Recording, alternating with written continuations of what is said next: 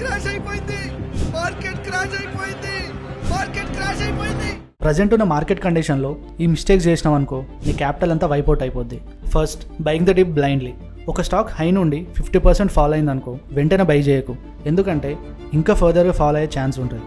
Next, holding losers and averaging down. నువ్వు ఏ stock by చేస్తున్నా ముందు దాని ఎగ్జిట్ని ప్లాన్ చేసుకో. సపోజ్ 100 దగ్గర బై చేసినావు, ఇప్పుడు దాని ప్రైస్ 60.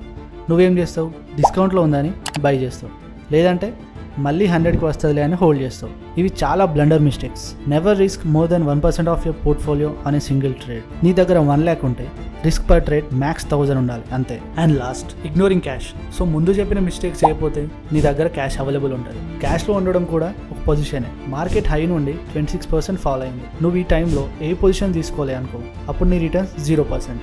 అంటే మార్కెట్ని అవుట్ పర్ఫామ్ చేసినట్టు. సో నువ్వేం చేస్తున్నావు? స్టాక్స్ని హోల్డ్ చేస్తున్నావా? క్యాష్లో ఉన్నావా?